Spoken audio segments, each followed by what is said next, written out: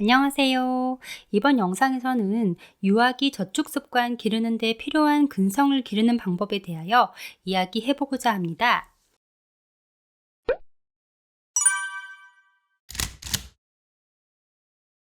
저축과 근성은 도대체 무슨 상관관계가 있길래 금융 교육을 하는데 근성 기르는 방법을 따로 다룰까요? 한 연구 결과에 따르면 포기하지 않은 힘이라고 하죠. 그 힘이 있는 사람이 학업 성적뿐 아니라 소득도 더 높고 평생에 걸쳐 저축도 더 많이 하여 전반적으로 삶에 더 만족한다는 사실을 발견하였습니다. 지난 시간에 마시멜로를 꾹 참고 자제한 아이들과 비슷한 맥락이죠. 어린이집 친구들을 집에 초대해서 함께 노는 모습을 지켜본 적이 있습니다. 한 아이는 장난감 통이란 통은 다 열어 제끼며 그걸 쏟아내기 바빴고, 한 아이는 블록을 보더니 한쪽 구석에서 조용히 혼자 그것을 가지고 노느라 있는지도 몰랐죠. 저희 아이는 장난감 통을 뒤지는 친구를 쫓아다니며 그걸 못하게 하느라 그 친구와 싸우다 결국엔 울어서 엄마들이 애들을 떼어놓느라 진땀을 뺀 기억이 있습니다. 그 난리통에서도 아랑곳하지 않고 블록만 열심히 하는 아이가 인상 깊었는데요.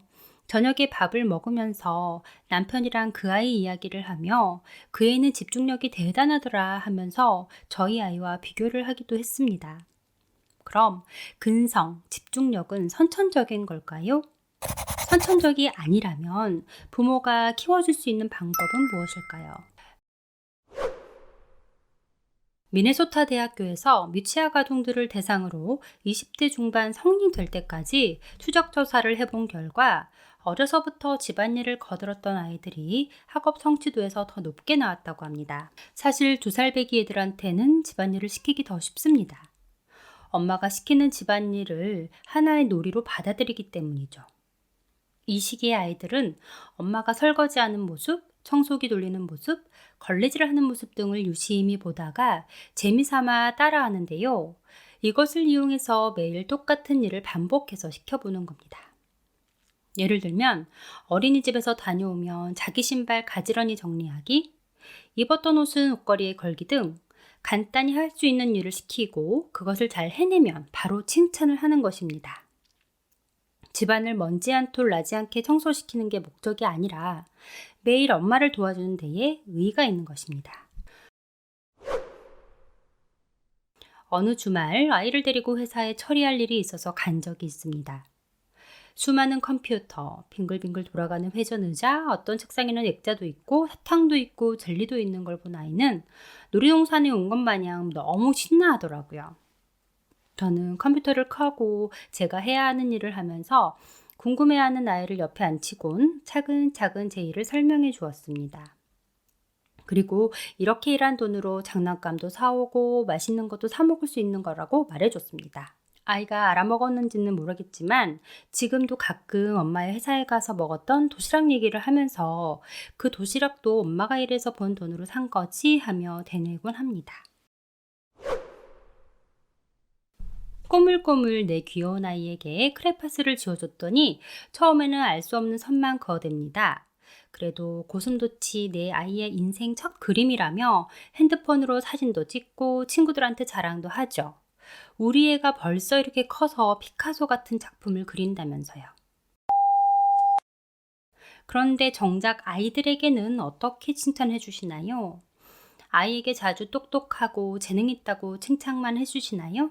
그럴 경우 오히려 아이는 근면성이 떨어지고 어려운 일이 닥쳤을 때 쉽게 좌절할 가능성이 높다고 합니다. 그동안 칭찬만 받아먹고 산 인생인데 자기 재능이 바닥났다고 느끼는 순간 금세 포기하기 쉽죠. 따라서 부모는 자녀가 한 노력에 대해 구체적으로 언급하며 칭찬하는 것이 아이에게는 더 신뢰감 가고 힘든 고비에 맞닥뜨려도 그것을 헤쳐나갈 수 있는 근성이 길러지는 것을 잊지 마세요. 유아기 아동이라도 스스로 맡은 일을 열심히 하는 사람이라고 상상하면 실제로도 그 일을 열심히 해낸다는 연구 결과가 있습니다. 배트맨 효과 혹은 자기 거리두기 효과라고도 하는데요. 만약에 아이가 뽀로로를 좋아한다면 이렇게 말해보세요. 이제부터 대환이는 뽀로로가 되어보는 거야. 뽀로로야, 우리 같이 밥 맛있게 먹고 밖에 나가 놀까? 뽀로로야, 이 과자 친구들이랑 함께 나눠 먹자 하면서 아이를 뽀로로로 불러보는 겁니다. 그러면 아이는 평소에 본인이 좋아하는 캐릭터이자 친구들과 사이좋게 노는 뽀로로가 되었다고 상상하며 심지어 말투까지도 따라할 것입니다. 뭔가 시킬 일이 있거나 아이가 해야 할 일이 있을 때 이 방법은 유아기에 딱 좋습니다. 더 크면 비웃더라고요. 지금까지 내 아이를 위한 동감각을 키우기 위해 어떻게 하면 좋을지 초등학교 입학하기 전까지의 유아기를 둔 부모님을 위한 설명을 해보았습니다.